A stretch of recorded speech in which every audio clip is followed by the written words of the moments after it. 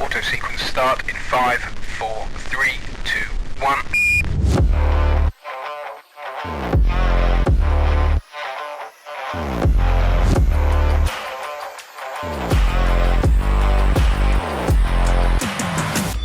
Well, hello there.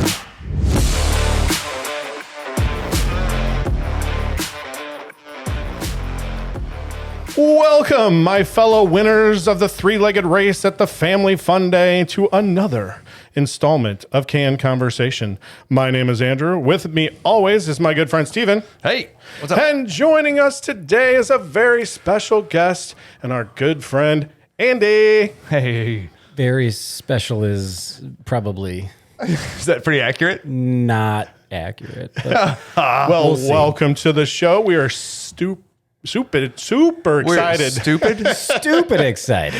We're stupid excited. I wanted to say stupid excited, but I think super is what I meant to say, but stupid excited is You where... pull it off. Yeah, thank you. All right, I'll trip over the rest of my words here and see how the rest of this goes. We're having some fun. Andy is not only a good friend of ours, but he's also a great attorney who I know from personal experience is willing to exchange some legal advice for baked goods. I mean, bartering is alive and well in the United States, Exactly. mainly in St. Charles and St. Louis County. Yes. For those that have listened since the early episodes or gone back to catch up, you may recall my talking about Andy's family and the 45-year tradition in episode 17 that is the Drunken Indian Ball Tournament. Yeah, that was me. Yes. In addition to his day job and being a wonderful husband and father, you also take time to enjoy the finer drinks in life and document this and your concoctions on an Instagram account aptly named Drinks with Andy. Keep it simple, right? Exactly. So naturally, a while back, we were talking amongst each other and we thought, hey, let's do a crossover show akin to Chicago Fire, Chicago PD, and Chicago Sucks at Baseball. Exactly. All three of those completely accurate crossovers. And I did think that this would just be the Law and Order meets SVU, right? Exactly. There you go. So people can find your Instagram page, Drinks with Andy, Lord, I hope so. Literally. and you post all the time? I'm not as good as you guys. I do post quite a bit. Try to take pictures. We'll do some videos.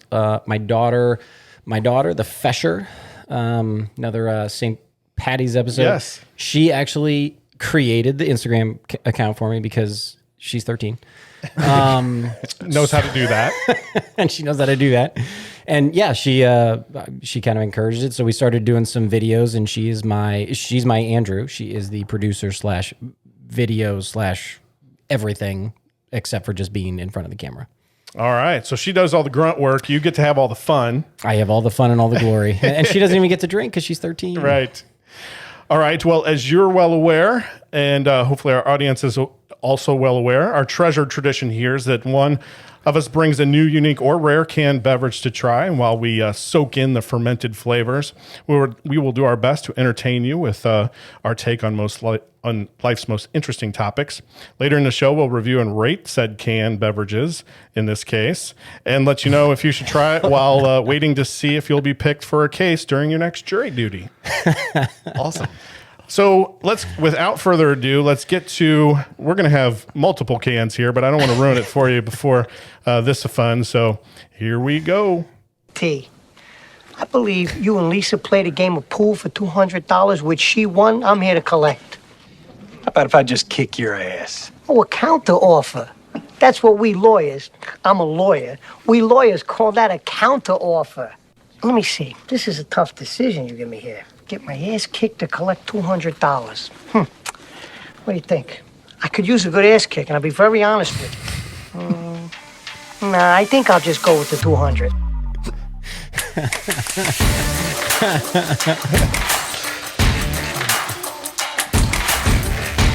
All right. One of our longer lines there, but I had to do it. One of the best legal movie I think that exists. I'm so glad you appreciate it because it's one of my Absolutely. favorites. Oh, you can't, if it's on, you watch it. Not only did you appreciate it, he mouthed every word as it was playing. Like, I may have seen that one once or twice. All right. So, as our guests have been doing, they've been bringing us some cans. This is a unique take here, so I'm going to let you explain what's going on here. So I avid listener, first time joiner. I heard you guys do your anniversary show. Congratulations, by the way. Thank you. Awesome. And I heard the phrase, I believe I heard the phrase educated palate or something along those lines. Mature. Refined. I believe it was refined. Or mature. Oh, mature. Refined, mature palates here. So my idea when you asked me to come was I said, I'm going to test that. So I brought 3 beers. I've poured them into unmarked cups. Feels like a game show. It is a bit. The beers, I guess we'll chat while you're drinking them, but there are 3 beers from MillPond Brewing and Incubator. It's in Millstadt. Met the owner through a friend of mine who's also a lawyer. And nice guy, does great work. And these beers are 3 of the ones he had right now. So what I was going to do is I'm going to let you taste them. I'm not going to tell you what they are. I'll let you taste them. And I kind of want to see if you guys know what they are at the end of it. All right.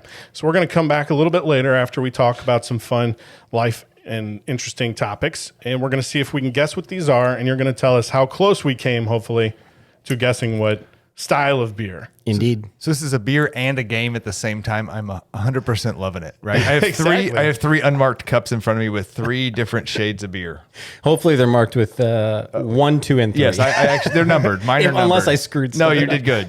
Mine are numbered, but 2 of them are pink. I'm not going to lie to you, which kind of threw me off did. when you said they're beer. And I'm like, that looks like a Number 2 is a rosé. Rosé. Go. I did that to you. Okay, awesome. All right. All right. So I think I want to talk about something because it's come up personally in my life where I've seen this happen to families or been a part of families. It's something that it's forever old. It's inheritance. I'm going to come back to that specifically because I want to talk a little bit about some of the various aspects of inheritance. But what I want to start out with one thing. Andy, I one of the things I really admire about you is your family. Not only your immediate family, you have a brother and sister that are both great. So is your mom and dad, your aunts, your uncles, your cousins, every other flavor of ancestry that I've met. Fact. Right. And maybe it's because it's very different than my own family in that I have a much smaller family. I think I can count my blood relatives that I've met. It's less than 10. And so yours is a lot different. And I think that's really cool. And your family vacations together. They play endless rounds of aerobic cards together. I call it that because you have to stand up and switch places every so often, every round. Only if you lose. You golf together, you trivia together, you play drunken Indian ball together, all of which gets documented along with very sage advice and keen wisdom from your father, right? In a very entertaining way in his weekly sermon that he sends out to the family. Beyond the family. Apparently you get it. So I wanted to start out. I'm just curious. That's So awesome. I'm sure you have your squabbles here and there, but like as a whole, what's the secret sauce here? Like your family is by far, in my opinion, the tightest family I've ever met. Ooh, the secret sauce. I mean, that's a great question. I agree. I married into a family who's very similar. And we talk about how lucky we are a lot. And I think I'm going to say it probably starts from the top down. I mean, my grandfather, RIP, on both sides, both my grandfathers, it was family. I mean, if there were holidays, we were getting together and someone was hosting. So it's just kind of, you grow up with it. And I think when you grow up with it, and you're there and your cousins are always around and, you know, you have that extended family coming in town, I think it just becomes part of life. And that I think is what it was for us. So we'd have the immediate family Christmas, but then we would also go to the extended family Christmas, and we go to, as one of your Black River Lodge where you go and probably where we met. Right. So we'll go there, and that's even more extended family because you get who I call my cousins, but in my family, we break down the family tree, and it's like, okay, now are you a second cousin or are you a third cousin once removed? But we have that science. We know what each other is. It took me 6 summers of going to Black River Lodge to really understand. And I would ask questions because I'm like, wait, you just called this person that. I know that's not the lineage in my brain. Not true. But I had a couple people that really outlined it very well for me. One of those families that need to come with a chart, right? Like a family tree chart. That I got to tell you, I've said that multiple times. I was like, we deserve to have one. Yeah. And ironically, the gal who I married, I went to her first family reunion, and they do it at my mother-in-law's house. They actually have a physical, literal family tree that they put out with the person's name, and you get a name tag. Your name tag is identified by number in terms of which grandmother you're a part of and where you are on the tree. That's awesome. But I got to say, like, just your traditions and from the outside looking in, tradition is probably part of that because, like I said, the Indian ball tournament being 45 years long, knowing some of the other traditions that you guys do and just watching it happen, it's amazing. So I want to talk, like I said, about inheritance and sort of, family and family dynamics, but, more specific to inheritance because, again, like I said, this has come up. But so the first thing I want to start on is the idea of rich people and their inheritance. And there's been some people, some very, very rich people that have come out and said that they are not going to bequeath their children their huge fortunes. Have you heard of any of these people? Do you know of any? Yeah. I thought one of them was Anderson Cooper, right? Maybe he said he His didn't mom. want it. His mom was a Vanderbilt, right? Right, But Gloria Vanderbilt. and he's like, I don't want your fortune. I want to make it on my own. So maybe that's different. Sorry. She's the one. She said that. Yeah. I want you to make He may it on have your said own. that after. Right, after Like, he- I don't want any of your money. I'm going to make it on my own. But Gloria Vanderbilt's one of them. If you guys have any others that you've heard about. I wish there were more of them. Oh, there are some big names on here. Really? The biggest one is Warren Buffett. Okay. Yes. I knew him and Gates had said they were going Yes. to donate just like 98% of their wealth when they die. And it's not going to their family. Right. They're making the pledge. So I'm going to read a couple of things that Warren Buffett said. I won't go through all the people's quotes, but just he's a good one to summarize. He said, I'm not an enthusiast for dynastic wealth, right, as in dynasty, particularly when 6 billion others have much poorer hands than we do in life. He explained that the bulk of his fortune is going to 5 charitable organizations and that his kids know they are going to get a very small amount. So Bill Gates was the other one. Here's some names. See if you recognize these. Lauren Powell Jobs. I think it's Lauren. She spells it kind of weird, but the wife of the late Steve Jobs. Did I say Jobs? Jobs. And I'm like, I would have That's a gotten that if biblical it's- reference. Right. The Bible seeps its way. Yeah, he's an Apple god, Yeah, but God took all the Job stuff. He doesn't have to worry about it. Yeah. So sorry about that to the Jobs family. Yeah. or the Jobs family. Well, here's Sting. That's a much easier one to say. Sting is also Sting. one. Cool.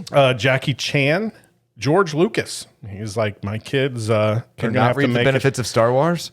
not as a very small amount. They will get enough to propel them into their own future, But they don't not get. They're something not that they're going going to hundreds of Right. millions of dollars. Not something that they're going to buy a mega yacht from. Apparently, Elton John, Simon Cowell, and Andrew Lloyd Webber, all sort of notable people. Nice. It's a nice smattering. It is.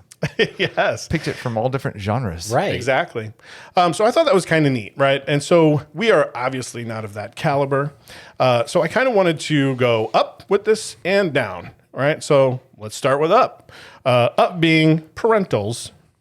All right. Did you ever talk to your parents? Did your parents ever talk to you and go, all right, they sit you down and go, listen, we have a couple of albums from the 70s or money or things. So that's just my question. We have a couple albums from the 70s. I'll start with you. Is that the valuable right? Is that what I music? The inherited? 70s? Is like the 70s album, like ABBA?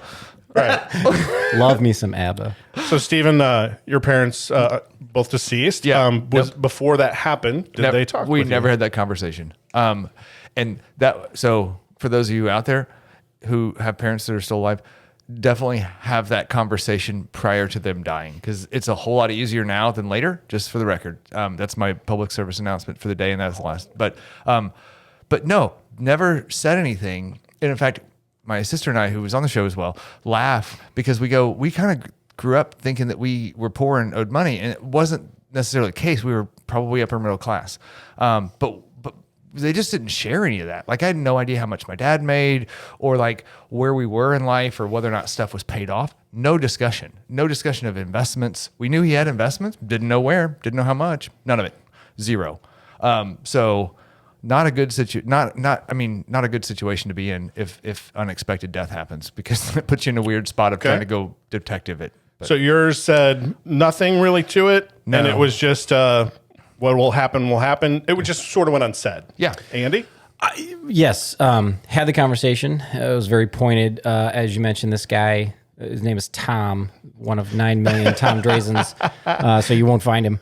But Tom Drazen, my father, had a very simple way of putting this, and it was quite simply, he plans to die after spending every last dime that he owns.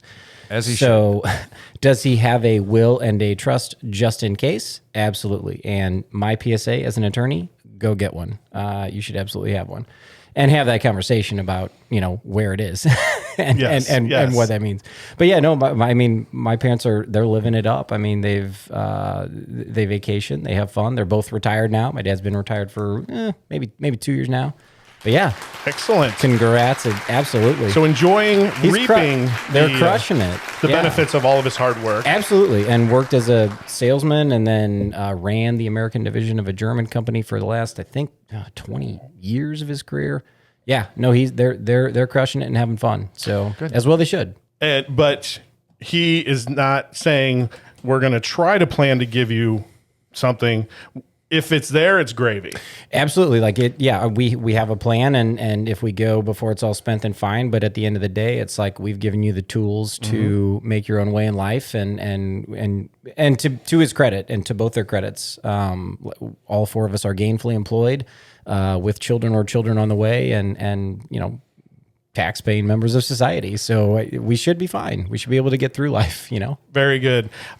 So my parents, we never had the conversation until I think I brought it up at some point, and it may have been after you and I had a couple of conversations after your parents passed. And I said, hey, Mom, Dad, you guys have a plan?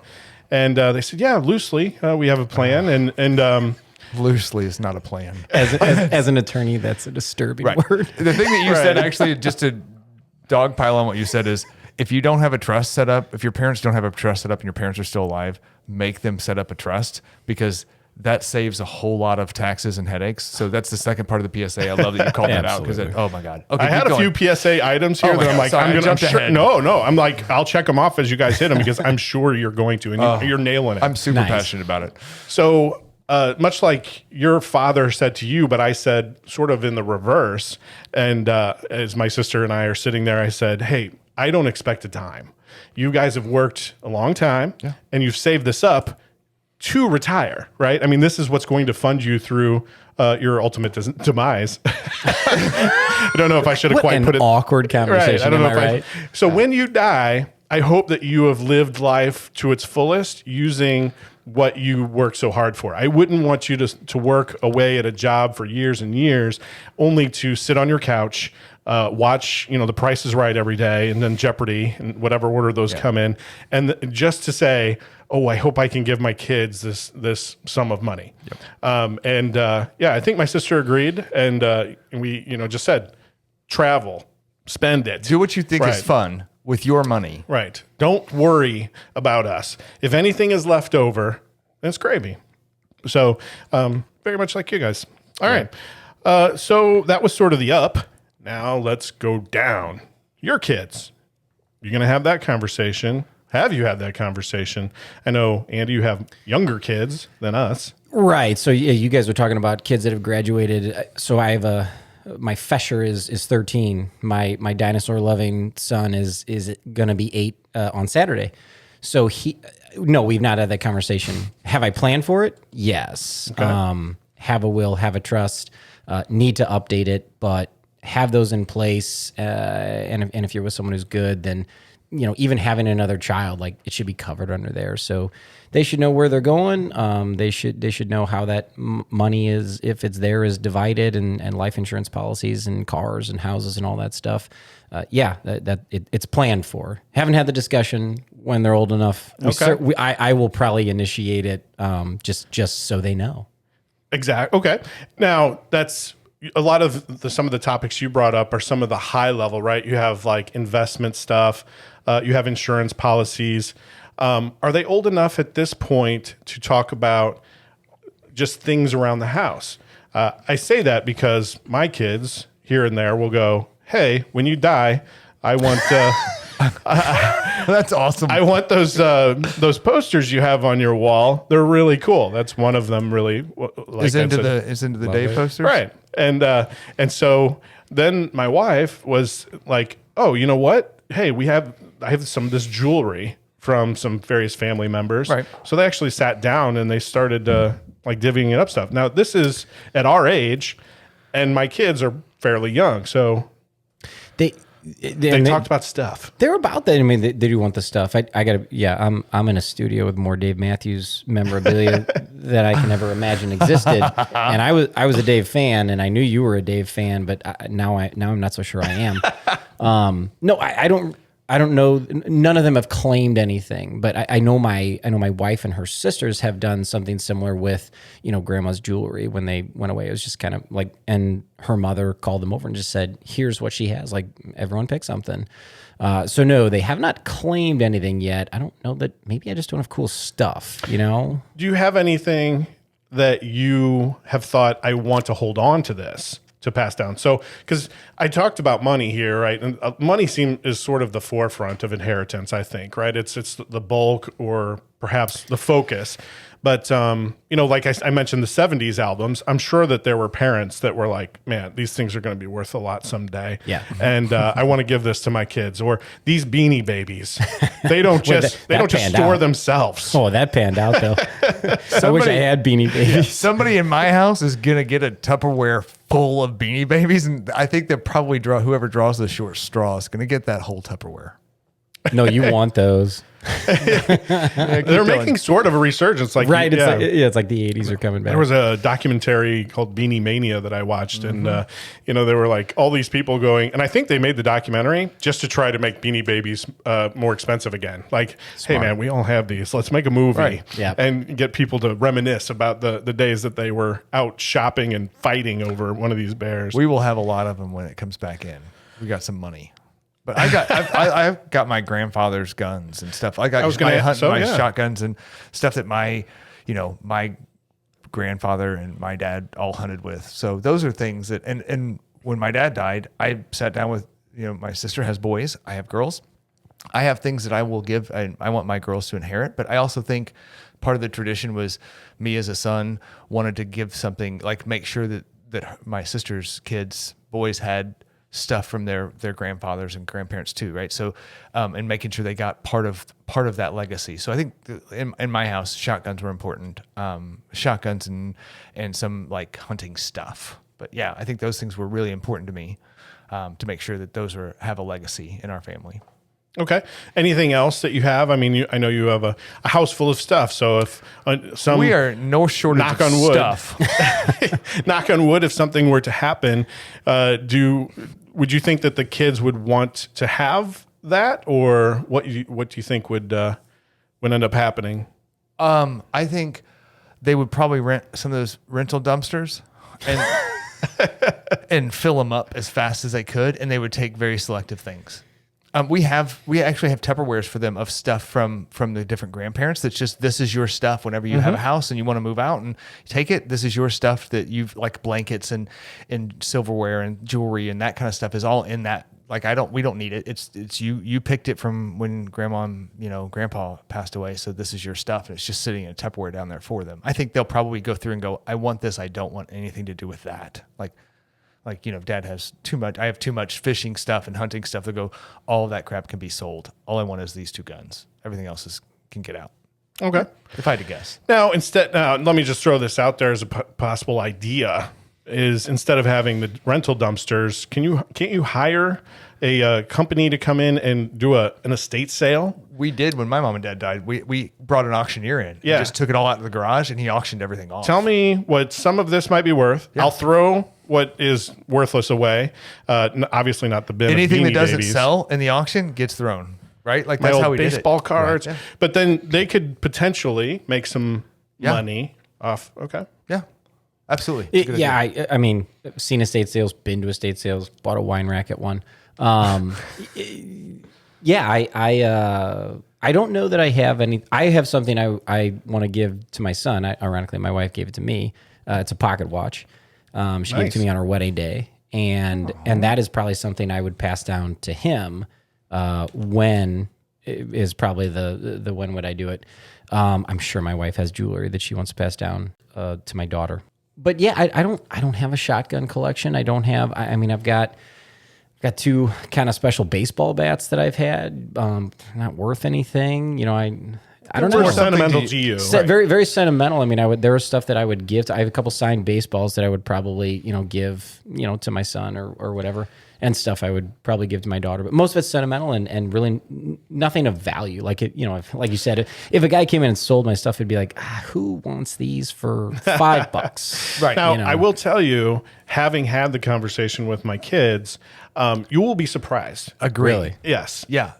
Because these posters, I had no idea either one, and they both started. Then once the one said, "Can I have the posters?" God forbid, because hopefully the posters aren't a reason for her to take me out. How bad does she want these posters? Yeah, how nice are they? So, but then the other one said, "Oh, you can't have all of them." And so, it was very eye-opening, where I was like, "Oh, you guys would want these?" And I had to go through, and they each picked out the ones, and we actually put them in our planning. That's awesome. Yeah. I'll even go one up on you. My wife, when her grandmother died, she's like, all I need, if I this is the only thing I want, it's a comforter. And it's not a nice comforter. It is a blue raggedy comforter, but she's like, I need to have that. That's my value. And I'm like, of all things that this woman had that you could want, that comforter could not have been it had to be the least valuable thing that she owned. I'm like, it was crazy, but she's like, I need that. I get it. So over COVID, both of I had two grandfathers still alive. They both died. And the one who died went to, and we cleaned out his place, and he had this old briefcase, and they're going to pitch it. And I snagged it. I was like, I don't have one. I'm an attorney walking around. So I snagged it. I opened that sucker up. He had his Notre Dame pin in there and some other just random objects.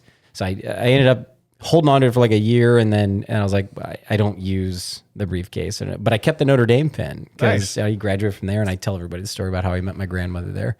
Awesome. So I kept that. But I mean, valuable? No. Sentimental? Sure. Absolutely. And that's why I would say, when you feel it's a good time, just throw it out there as a fun conversation topic, because I think that's ended up what we were doing. It was just a random evening, and we were like, hey, by the way, something ever happened, what kind of stuff would you want? That's where some of the things came out. It was very surprising. Yeah, I'm actually, this is morbid, but I'm excited about having this conversation now. It's fun to have with your kids, because then you kind of see through their eyes, what they think of, how they relate to you as a parent, and go, because they're thinking past you being gone, right? And they're like, how do I want to remember you? And you're like, well, that's how you want to. It's similar to that pencil versus permanent marker discussion about what memories shaped you. And some are written in permanent marker, some are written in pencil, and they kind of fade away.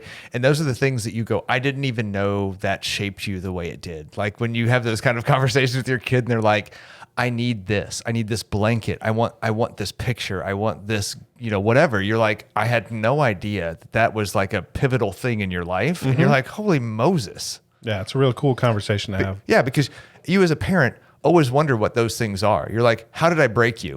Right? Or like, most of the time I'm like, I'm sure I did something, but I don't even know what it was. And then you find out the things that you actually did well, like the things that they grabbed onto. And they're like, I miss when we used to do this together, and this always brings me happiness. And I'm like, oh my God, who knew? Right. That I didn't even know that was a thing. So don't get rid of those things. And it's again, a very fun conversation. But let's fast forward just a little bit. So now let's say we make it to retirement. We've worked our butts off. All of our investments in cryptocurrency have skyrocketed into oblivion. And you are now, and this podcast has gone a global phenomenon. And we're making Rogan money. Yeah. And so you have this. Now, thinking back to the filthy rich people I spoke about earlier, or maybe not, maybe just what like equate it to kind of where your parents are for you, Andy. And but what do you see yourself having the same idea, or do you want to plan to give your kids a nest egg or a sum? Are you saying if I was Joe Rogan rich? Well, you could do either one. Choose your own adventure. I thought you were going to go with if I die. No, you're going to die at some point. No, so the plan I have is it's more so for the short. I mean, we're going to pay for our kids' education. My dad had a plan where he basically said, he sent us to Catholic high schools. I went to DeSmet, and he basically said, whatever I pay for you to go to DeSmet, I will also pay for 4 years of college. So back when I was going, it was $5,000. So I got $5,000 for 4 years of college. Well, I decided to go to the place that was free. So I didn't get the full right. Now my wife's father said, I am going to pay for her to go to college. And to this day, I'll remember when he walked her down the aisle and gave her to me, he said in the middle of church, I give you a woman who is debt free. and I appreciate that. And my wife wants to do the same thing. So we're going to pay for our kids' education. We're going to get them through college so they don't have that debt coming out, so they can kind of start fresh. Other than that, we don't have a plan to leave anything to that, like set aside something. I mean, if it's there, and that's fine. Much like your parents plan for you. Yeah. Okay. I have much the same opinion because I want to be able to live my retirement years in glory, or to whatever extent I can. Whatever I've made, I feel like I should reap the benefits. I've worked a long time, or will have worked a long time. So hopefully, if I make it there, then I'll be spending money, hopefully, on some travel with my wife, a little place on a lake or something. Who knows what might come up? But I'm not going to stop myself from things that I might want. Just go, I'm not going to spend any of this because all I want to do is hoard it to give to my kids. Yeah. I want to give them the tools to succeed. I want to have raised them correctly. Very much the same. I'm with you. I truly think it's actually more important. I had this conversation with my 13-year-old, and I talked to her more about actually investing earlier on. So when I told her about, and I was a finance major, when I told her about the time value of money and how as soon as she turns 18, and actually before that technically, she could start investing. And if she does this, it'll grow, and time is on your side when you're that young. You can be more aggressive, all those financial things you hear about and talk about with your Ed Jones rep. When I told her that, I was actually really proud about her response. Her response was, because she was talking about saving money or me giving her an allowance. And all of a sudden she was just like, can you do that for me? Can you set up an investment account for me? And can I just start giving you money to do that? I was so proud of how quickly it clicked for her, because, if I could go back, my parents taught me about saving, and I was a miser, like pathetically a miser. But if I had known about investing longer before, starting at like 18, start a Roth IRA or whatever you want to do, I think that just would have done a lot more for creating options earlier on for you. And it's a good mindset to have, because then you get your first real job and okay, I got to take the free money and all that kind of stuff that you hear about. But I love, though, that that is what you're, I feel like that was our generation, though, of our parents were like, you need to save your money. You need to save your money. Because that was drilled into them as people who their parents went through depressions era times, right? And so that was just save everything. Right. Versus what they actually did, which was like my dad was invested his money. Absolutely. But he tried to get us into investments, but all we heard was, saving and pay for things in cash. If you can't afford it in cash, you can't afford it. Right? Like that kind of thing. Yes. And you're like, oh. Dave Ramsey. Yeah. So But it's a house, Dad. and he's like, if you can't afford it. I don't know. Yeah. So that's awesome, though. Yeah.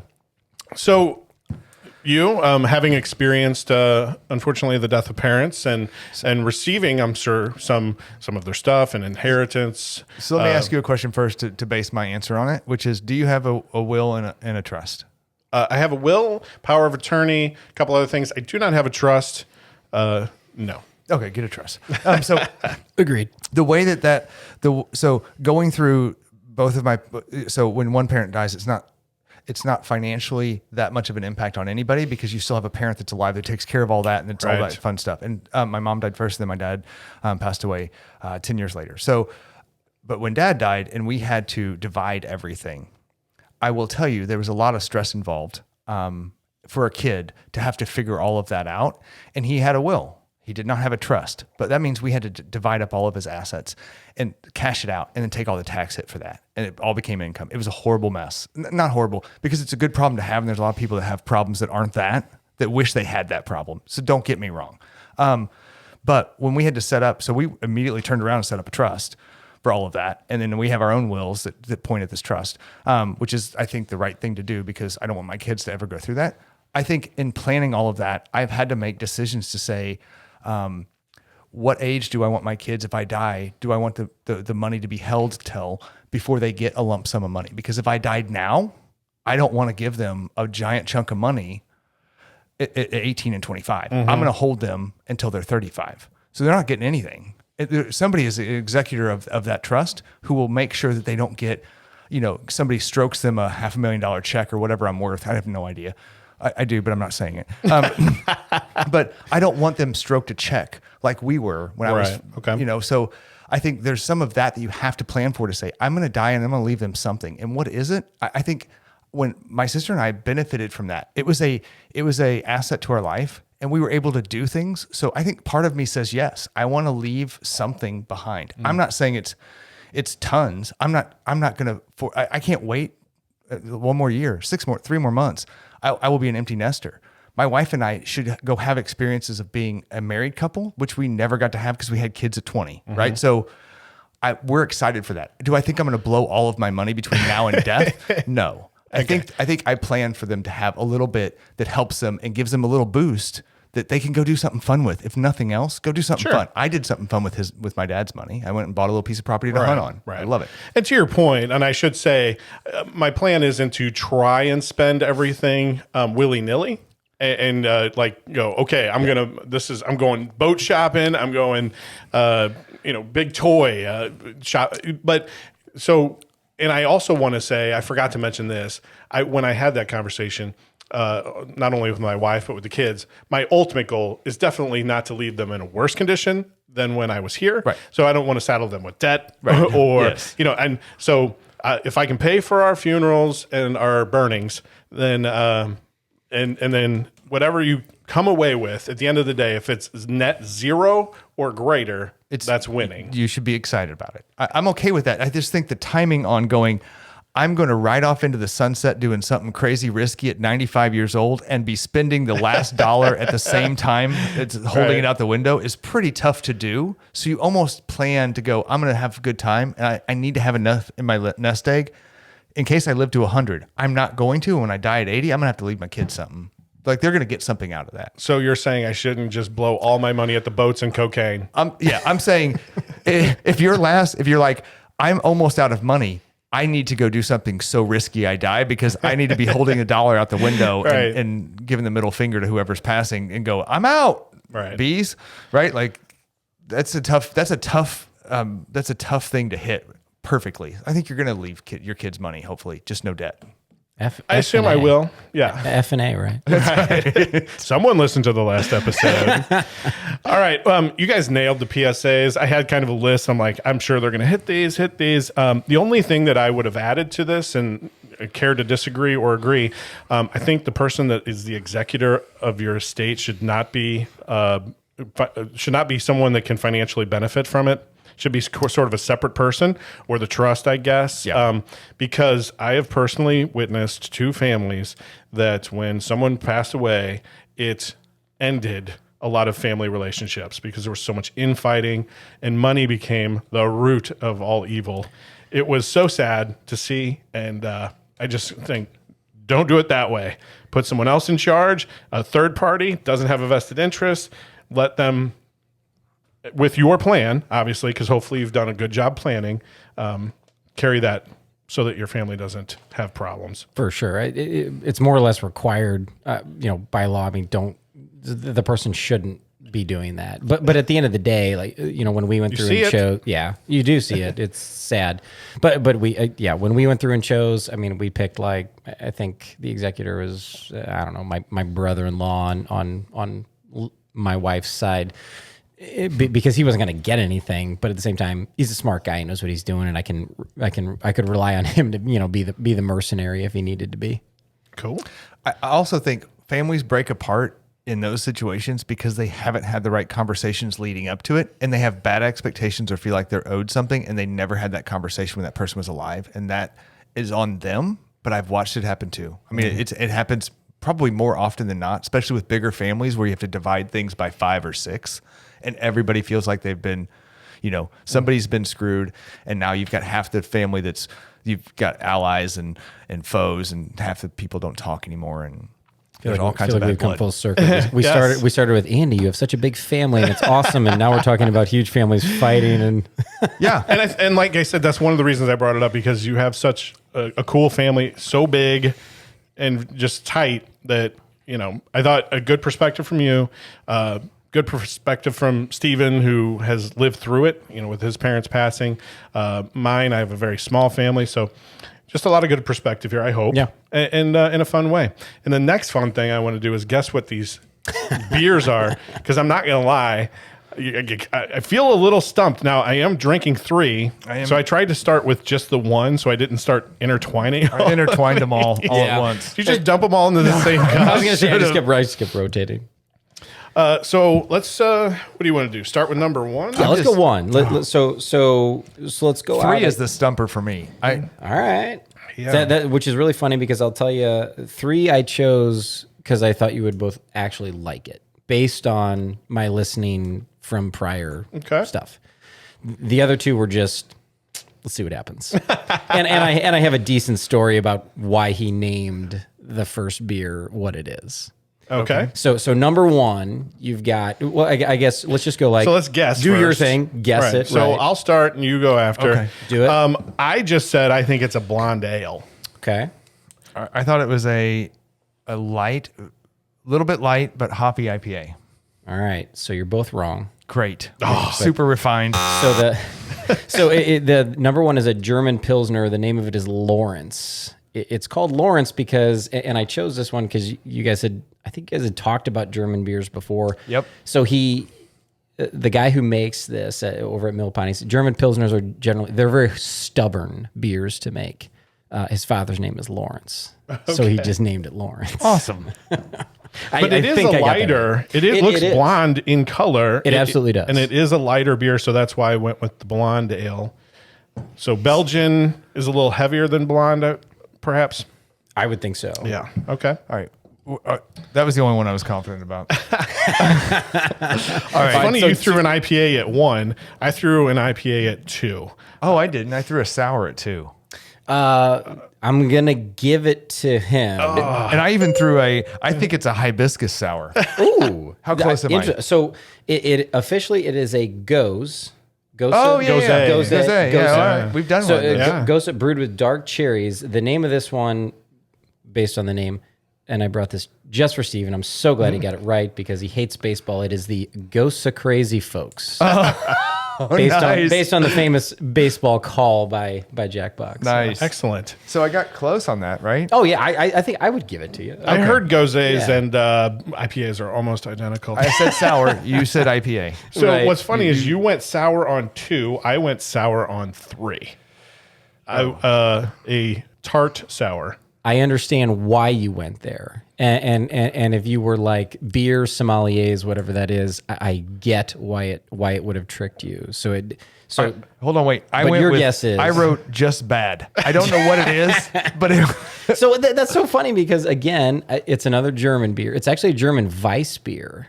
Oh. But the reason you went sour, which I agree with, is it is with red raspberries. Okay. Yeah, So there was hence the fruit pink there. color. Yeah. But it finished tart Right. / sour because And I- usually they don't call them tarts. Right. No, So- and that's I buy that's why you went there Yeah, because of what the raspberries that are in there. But yeah, it's actually a Weiss beer. Actually, ironically, my dad's favorite beer because it he worked for a really? German company for 20 years. So that makes Right. sense. Had to learn German. well, right? so funny when you go over there and drink beer, they drink it warm. So that he would show up at parties and they'd be like, Tom, those are your beers in the bucket of ice over there. That's awesome. But at least they were thinking of him. They were. Absolutely.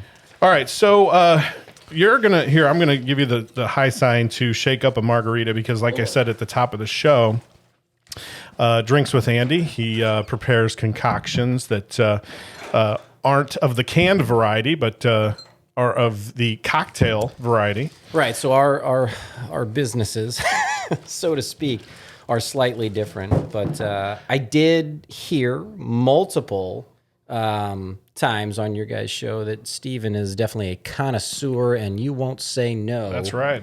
To a margarita. So I'm gonna try to do this as quick as I can. But Sure, basically, no.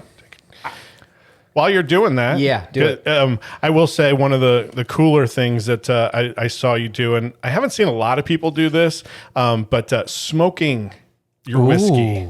I've heard of it, but then the first time I actually saw someone do it is when you did. So you take a plank, right? yeah. You So buy I actually got a little kit. I think it was from the wife. Just a little white oak plank. So the million ways to do it. The way I do it with that one, just to keep it simple, is you basically burn the plank, tilt with the like cup, a blowtorch. tilt the cup upside down and let it soak in the smoke, and then go make your drink. Right. And then when you're done making your drink, you flip the cup upside and you throw it in. So it's basically kind of gotten into the glass. Yeah. But you'll get that smoky flavor on it. Smoked A little bit of resin, on that glass, and it absolutely, add some flavor to it.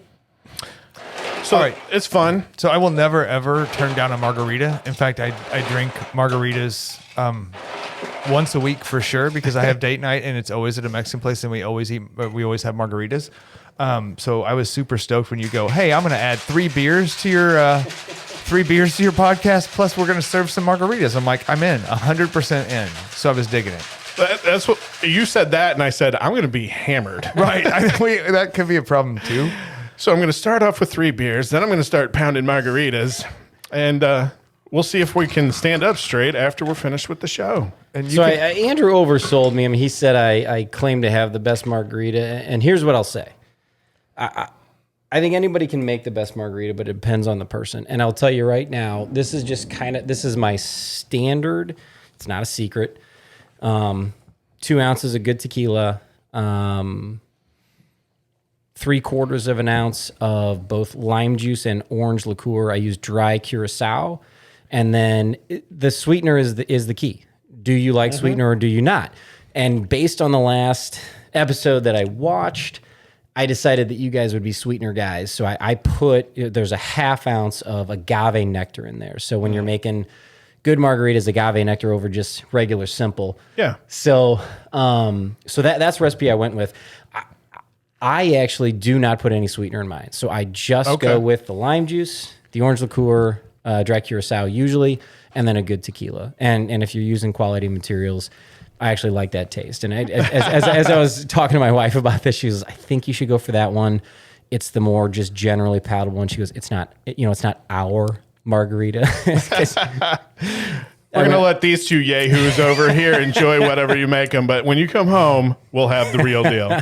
So we're going to take drinks of these as we would our cans. We're going to come back after a small game. Do we get to rate his margarita? We're going to rate this thing. I am. H? Yes. Love it. You're not going to get out of here without us, telling you what we think. As you can hear, he's still If it makes a shaking difference, there's a whole nother kind of margarita in there in a mason jar, which I will give to you afterwards. So yeah, that's what I need. More if that alcohol. sways your opinion at all. I hope this margarita comes with an Uber. I'm gonna need a ride home. So what else you got? So I have this game. While he's I'm gonna mixing. right. It's so hopefully listen to the instructions while you're finalizing your margarita because he's given us ours. So we've already started to partake. So this is, as you can hear, the final shakes here, probably in the background. As my daughter would say, you're supposed to shake for 20 seconds. Inevitably, I shake for 17. All right. So I put together a little game here. I thought it would be fun. Let's go ahead and get started with this. Awesome. I call it "What sport am I announcing?" game. So If people are wanting to play from home, write this thing down. Tell us how many you got to. I love the write play down from your home. score. Write down your score. Okay. See if they can beat us. So give yourself a point for each one. Sure. So the way I'm going to do it is I'm going to make an announcement of a particular game. I'll give you an example. He stroked one up the middle. You guys will shout out your name, and whoever I hear first gets to answer. So I'd what go, sport. Steven, baseball. Is that what I would do? Yeah, that's Just what as you a, Steven should never get a baseball question right. that is true. It would be sad if I beat you at a baseball question. I'll be honest with you. That's embarrassing for all of us. All right. So there's a bit of a theme behind this game. We'll see if you guys catch on or if you don't. Either way, I think it will be fun. So I have 15 of these things. All right, let's roll. Again, I am announcing. Wait till I finish my announcement. I'll put up my finger here to let you know I'm complete. Say your name, and we will get what sport you think it is. Okay. All right. Are you ready? Yep. Born ready. That one will get him 2 minutes in the box. Steven. Andy. Steven first. Yeah. Hockey. I thought the finger thing was going to happen. I know. What happened to your finger? I'm the guest, so I was like trying to play right, by the right. rules. No, that was excellent. Yes, I should give your both self a point. Give your both selves a point. Whole Great. nother, give your both selves a point. These margaritas. Margaritas are taking effect. This is already going to be bad. All right. All right. He'll be glad he kept that one in the short grass. Andy. Golf. That's right. Are we waiting for your finger? I put it up. I know, but it's in. Go. Keep going. I thought that would be because if you say it before I finish, then you won't hear the entire. I don't need the whole entire thing. That's true. But the whole of the announcement is what's the theme and what's fun. At the end of the day. All right. I don't want to ruin it for you. Andy and I are like, Okay. oh, okay. I There's see. a thing. All right. He took it to the rack. Andy. Basketball. All right, that's basketball. Andy's going to kick my butt at this game. Dang it. All right, you ready for the number 4? It got away from him. He lost control of his stick. Andy.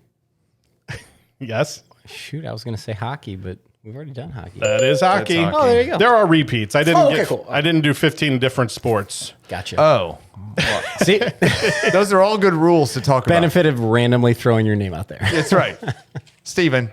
Yes, Hockey. excellent. I mean, Yes. You want to try to control your stick. All right, you ready for number 5? ready. He could go all the way. Andy. We'll let Steven do That this. was a dead time. What?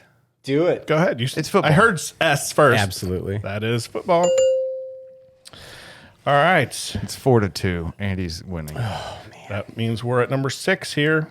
I know because we both got points for the first one. That's True. right. True. This whole Excellent. number scheme's jacked up. Everybody gets a prize, right? Consolation prize. Keep going. There was just no room to penetrate the lane. Steven. Steven. It's basketball. Yay! Andy couldn't answer. Andy lost his S. I lost my S. All right. All right. You ready? Yeah. He put the biscuit in the basket. Andy. Basketball. Oh, I've never heard that in basketball. I'm going to give you a big fat no on that one. All right. You were going to say basketball too, weren't you? Biscuit in the basket? He put the biscuit in the basket. Yeah. I feel like that applies to almost every Everything that's sport got with a a goal. ball and a glove. And Anything a goal. with a goal. I would agree. I would have Is it probably hockey? taken soccer, but hockey Steven and for hockey. sure. Oh, do I get points for hockey? Yes, you do. Rock and roll. That's a lot of hockey is very, I thought, prominent in that. I'm thinking back to NBA Jam. Oh, yeah. I think I that was, thought a, that's I one of think the that was announcer actually things. a phrase on NBA Jam. I was trying to think of NBA Jam. Right Maybe. before he got on fire. That's the step before He's fire. breaking ankles. I don't know. I kind of think you're right. Steven thinks I'm right. All right, just gave you a number point. 8. You're at 5. This one, you ready? Yeah. Ready? This one you're going to have to, it's a thinker. Not Okay. really. Okay. Not really. If he can get up and down, he could Andy. finish with a 69. Oh, no. Golf. That is golf. Excellent. I hope one day someone says that about me. Andy's a cheater for one. Factual. Go ahead. Got to wait for the finger. That's what she said. All right. Number 9. You ready? Yep. He buried that one in the 5-hole. Andy? That's you. Hockey? That is hockey. Oh, I can't Back believe to hockey. He really likes hockey. I know. Hey, I gonna got guess him a smattering. If you guessed hockey every guess, you'd still almost have be 4, winning. right? Yeah, you'd have 4. Crazy. All right. So we're up to number 10. I'm going to go with cricket next time just to throw him off. it. Go. He went in for the early layup and got rejected. Andy. Oh, we got it. Steven. Can we not just go with basketball? Well, how'd you like? I gave it to you. He gave it to you before you said it. That's a sympathy point. Fantastic. He knew you had it. I knew you were going to get Knew it. you Okay. had it. All right. We're on number 11. Now wait for the finger. You guys are very quick on the draw here. Hard to wait. It is hard to wait. He tried to get it to the tight end, but he couldn't find the opening. Steven. You went before the finger. also I know Andy. you can't Andy. see this. Either way. The audience cannot see this, but that was you went too fast. There's a flag on the field because you have a delay of finger is the problem. ooh. Put your dang finger up faster. We know, like, go ahead, Andy. Fabulous reference to football. Yeah. The Excellent, delay yes. of finger. Yeah, delay of finger. 5-yard penalty. All right. Repeat first down. I'll give Andy points for football because he answered it based on my flag reference. Go ahead. All right. Number 12. This one has 2 possible answers that I came up with. Hopefully it's not multiple after that. Steven, Okay. hockey. Wait for Great guess. Great guess. All right, keep going. That was an excellent give and go. Andy. Basketball. But I feel like hockey also was hockey probably as the well. other answer. Hockey is Yeah. the other. Yeah, it Yes. is. Gotta go even. I would have Steven even on that. taken soccer. Oh, Because for sure. Nobody Yeah. watches soccer. Yeah. I'm teaching my second graders that now. actually nice. Well, it's- I feel like Oh, and it's not nice. but it does cross sports there. It's 9 to 5. All right. Yeah. We're in the final 3 here. So we're rounding I can't the even proverbial win. bases, which is actually the next one. He's rounding the bases and looking to score. Andy. Whoa, that was too close to call. But I am going to give Steven this one. Baseball. Baseball. Wait, Steven got another baseball question. He got. Yeah. Give me all the I think he's baseball gotten ones. all the baseball questions. All right. You ready for the next one? Number 14. Yep. He snuck that one in the back door. Steven. Hockey. No. I meant, Andy, I'm going to say baseball. no. No. Well, Come on, backdoor Oh, slider. so you're talking yeah, you're basketball. skipping ahead on me a little You bit. think it's basketball, I'm but it's skipping not. That's golf. Do you think it's that's not golf? when you putt? Okay, I mean, theoretically, yes. But also, prostitution? Where's, All kinds of other where's the things. back door in the basketball? no, I said baseball. Oh, baseball. So a slider, a backdoor slider, is if you have a right-hander is thrown to a left-hander, and he throws a slider and it comes in around the corner, Yes. and he doesn't. They always say in the back door. That's Yeah, true. And in I hockey. actually took out. He threw a nasty backdoor slider. Oh, All good. all right. All good. Yes. No one got points, I don't think. I don't even know if I marked I got a something point down. for that. Yeah, we'll You're give not you even on this board. This is the last one. Number 15. He slid that one right through the crease. Andy. Once again, hockey. Yay! You got the hockey one. All right. So I feel like you got hockey, you got baseball. Right. And All you're of the those things hockey are guy. wrong. You're I'm the wearing a hockey- blue I'm shirt wearing a right now. damn hockey shirt And I'm wearing right the now. baseball hat. I mean, this is absurd. All right. I don't know if any of you caught on to the theme. It's very sophomoric. If you go back and listen, you may get a giggle out of all of those. I already did. I couldn't say my name on several of those. Yes. So the double meaning behind most of those, is that what you're getting at? Maybe. Okay, great. Moving on. I feel like if you go back to the prior episode, there might be some words that are no longer curse words that would apply to them. Okay. Good. Yeah, so that was fun. I got my A handed to me. We're sitting at 10 to 6 is the final score. At least in the studio, I can't wait to see what people at home have, Right. if everybody got everything right. But you didn't have the benefit of having to wait for Andrew's Right. finger to go up like True. we did, because you probably got these things right away. Well, I wanted to kind of make give the audience a chance to answer before you jumped in super quick. All right. So that's why I gave it a if you're in little the time. audience and you're playing along, let us I know. also want to let know. us know your score. I also want to know how many people, after they heard that the theme was a bit sophomoric, go back and listen to it again, and see if they can figure out some of those. All right, so let's talk about Margarita. You go first, Mr. Margarita. Connoisseur? I'll just call you Mr. Margarita Mr. because you love it. So these are dangerous. Yeah, they are. Margaritas in general are fairly dangerous because you can usually order them in smalls or talls. And I always get the tall. If I got this in tall, Good night. it would be night time for Steven. This is delightful. You make a mean margarita. Yeah. And I drink quite a few margaritas, and I've tried, house margaritas and premium margaritas. I will experiment with flavors, all kinds of stuff. So I've experimented a lot with margaritas. Really, really good. Just pure lemon lime or lime margarita, like just normal flavored margaritas. Dig it. 100% dig it. I would drink enough of these to probably go to bed by 8:30. Yeah, like that is the problem. I could get into these. So of all the got a feeling my wife could margaritas, get into them too. Good to hear from a connoisseur. what would you rate said margarita? So He's sitting right in front of you. I know. Right. No, That's- and I that's know tough. this is the same as having a brewski episode, right? Is that I'm not letting the person, providing free stuff to me influence my vote. But so this margarita is a solid 4. It could be a 5.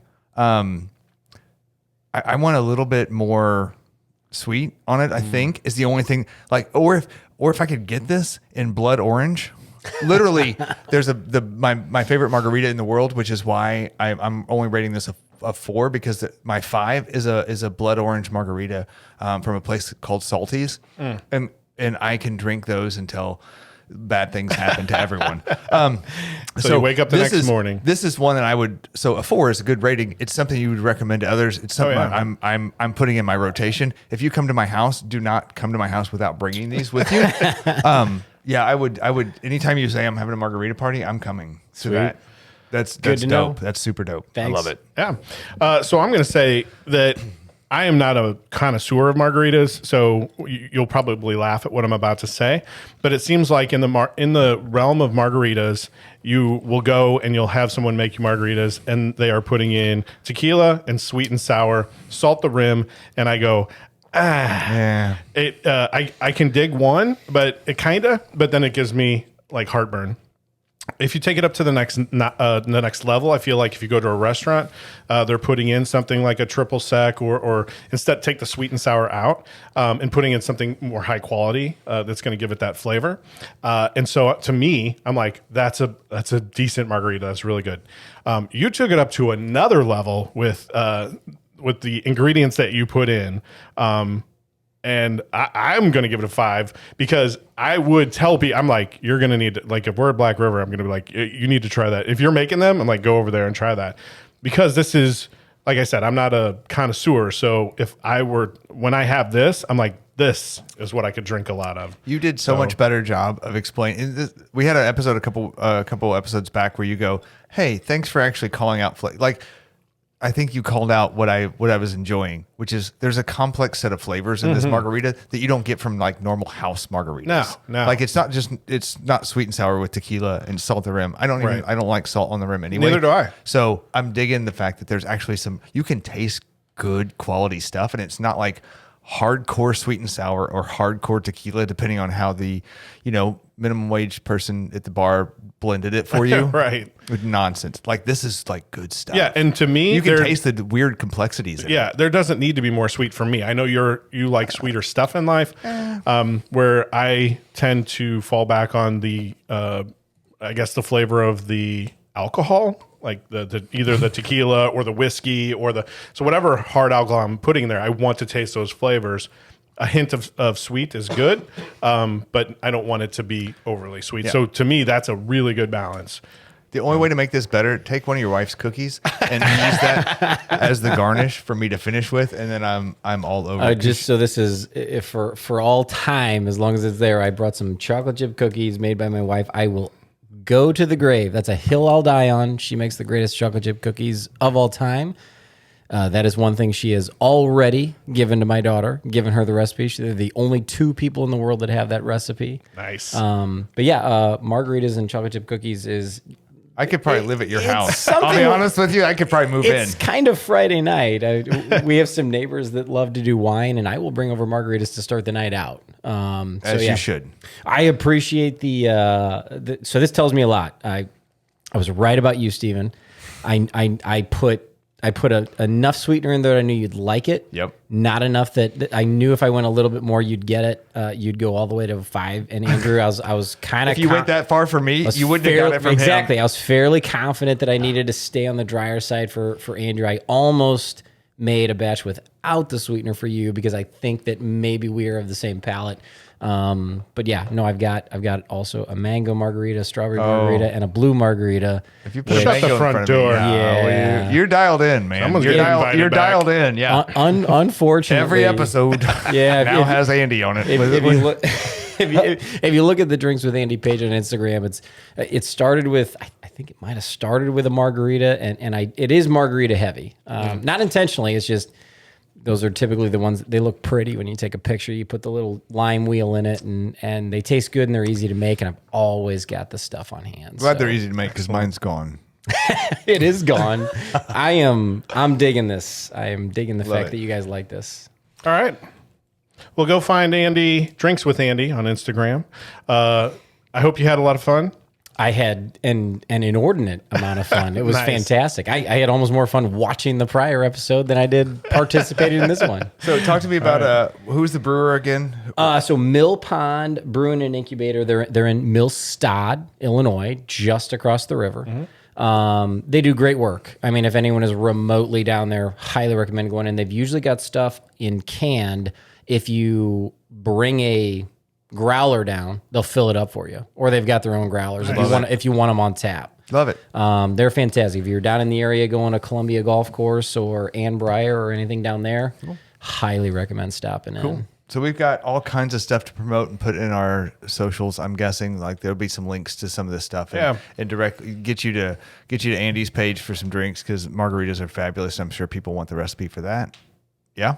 He might not give it out. I don't know. It might be a It's secret. free. Like I'm not a secret with it. It's kind of just depends on what you like. Oh, you did actually say the exact said, yeah, amount. you already said it. I didn't- Right. I- It's all I didn't- 2 ounces. I say this or that. Yeah, I didn't tell excellent. you the tequila that I used, but dry curacao, Pierre Ferrand, dry curacao, orange curacao, limes. You know, Yeah. Very good. the juicier the better. Good juicy All right. lime. Well, thank you Yes. for Thank you. coming. Very much. I had a ton of fun. Sounds like you Blast. had fun. Steven had fun. I can see the smile on his face as he's Absolutely. drinking the margarita. My So, margarita's gone. all right. Are we done with this one? Yeah, absolutely. This is a blast. Thanks, Andy. Thanks you. Thank you.